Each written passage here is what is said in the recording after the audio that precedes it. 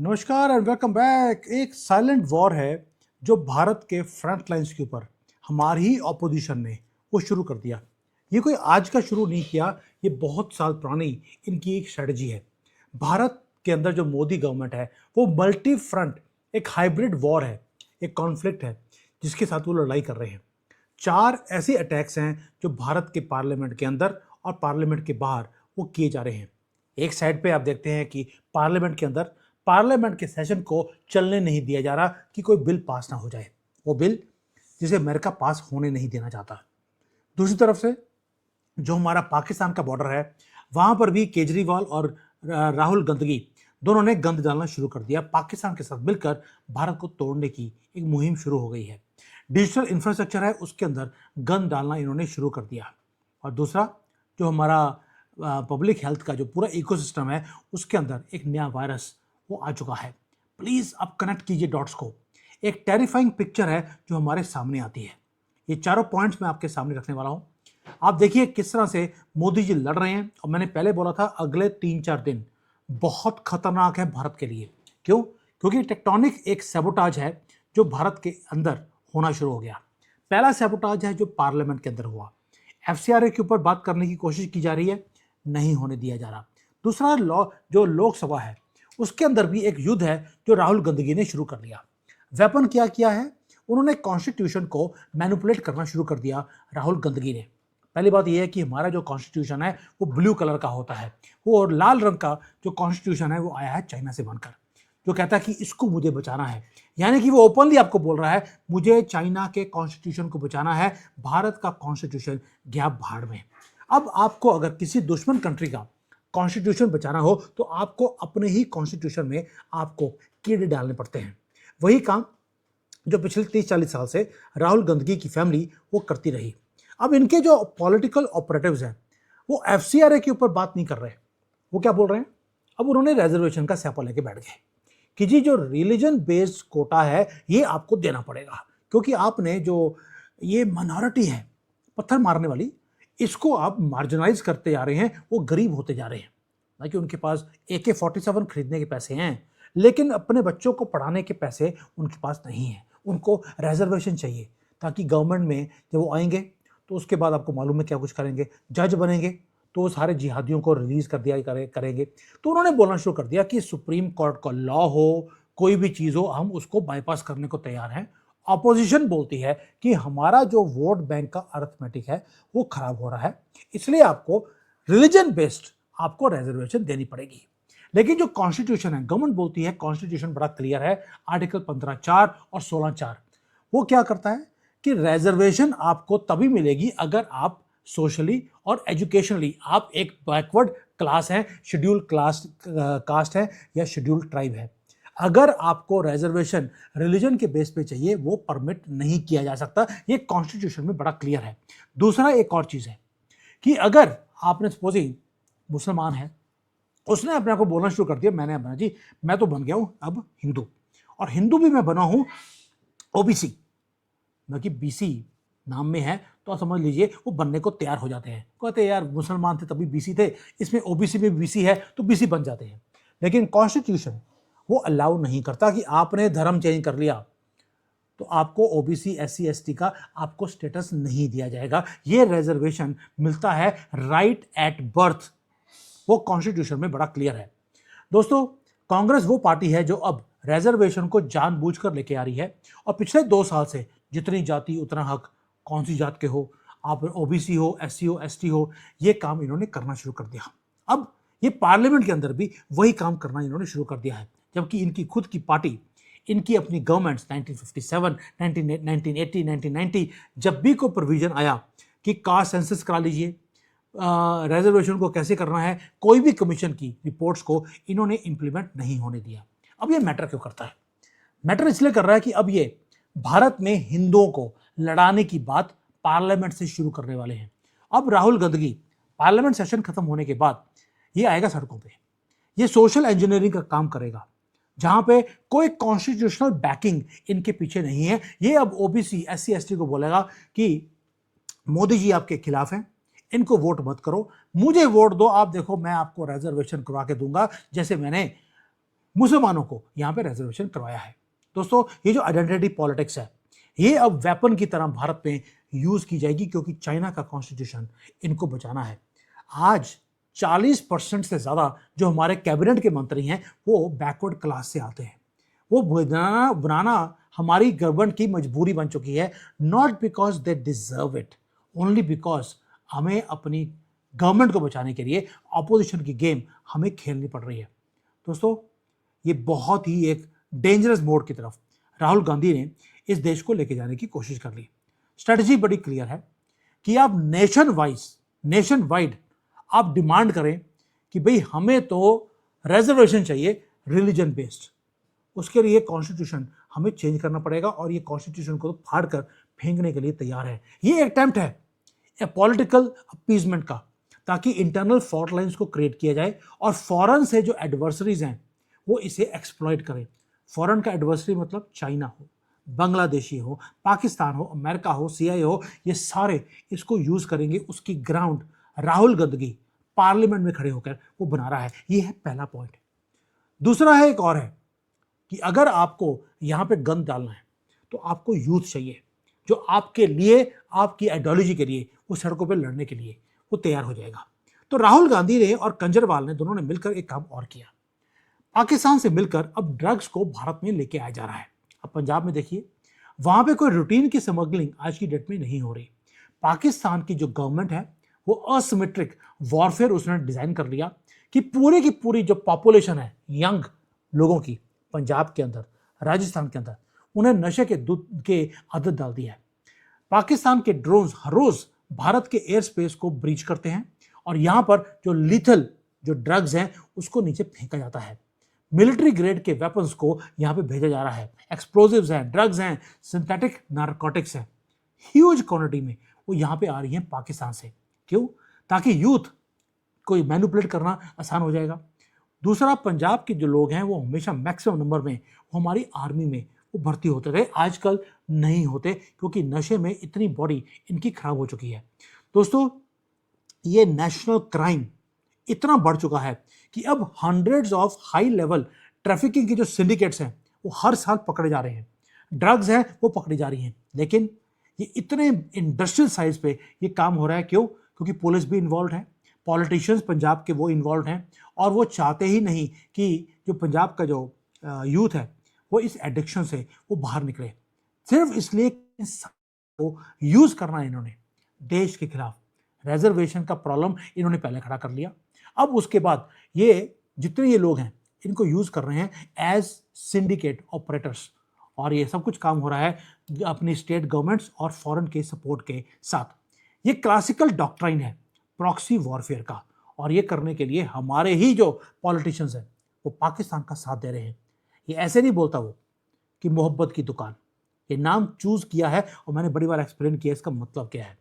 ये अटेम्प्ट है एक कि अंदर इंटरनल सिक्योरिटी की क्राइसिस को क्रिएट किया जाए, भारत की जो डिफेंस रिसोर्सेज हैं उसको ड्राई किया जाए, भारत अपने ही घर में वो लड़ता रहे, तो पाकिस्तान से, बांग्लादेश से वो क्या लड़ेगा। ये दूसरा पॉइंट था।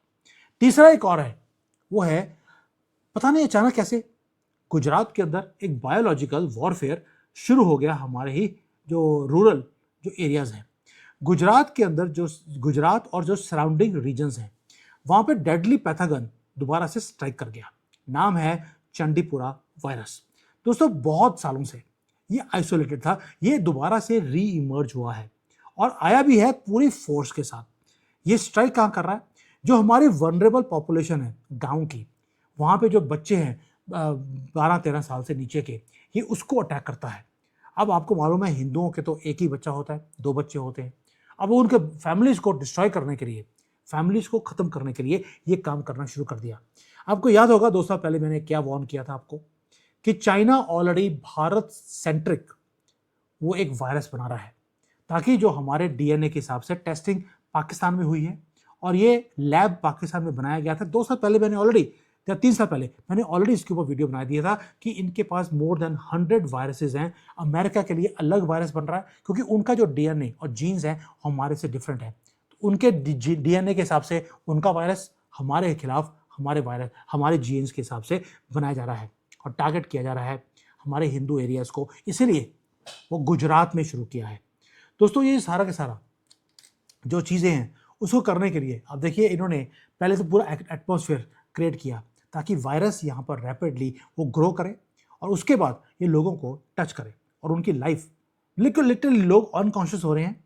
कंफर्म्ड केसेस बाहर आने शुरू हो गए, डजन्स ऑफ बच्चे जो है ऑलरेडी उनकी जान जा चुकी है और ये जियोपॉलिटिकल एक रियलिटी है। कोई यहाँ पर स्पेसिफिक वैक्सीन इसके लिए अभी तक नहीं बनी है, तो एंटीवायरस है नहीं आपके पास, ट्रीटमेंट हो नहीं सकता, बच्चों की मौत वो होनी शुरू हो गई। अगर पार्लियामेंट के अंदर गंद डाला जा रहा है, ड्रग्स को लेकर आया जा रहा है, अब इन्होंने वायरस को भी बाहर से लेकर भारत में इंप्लीमेंट करना शुरू कर दिया। क्या चक्कर है? केरला में, वेस्ट बंगाल में, बांग्लादेश में, पाकिस्तान में इसको इंप्लीमेंट नहीं किया, गुजरात में किया है क्योंकि आपने इनकी 2002 में वो इनका कटा हुआ काटा था कि उसके बाद ये बाहर निकले नहीं। अब ये रिक्लेम करना चाहते हैं गुजरात को। वो कैसे करेंगे? एक पैंडेमिक इंक्रीज कर।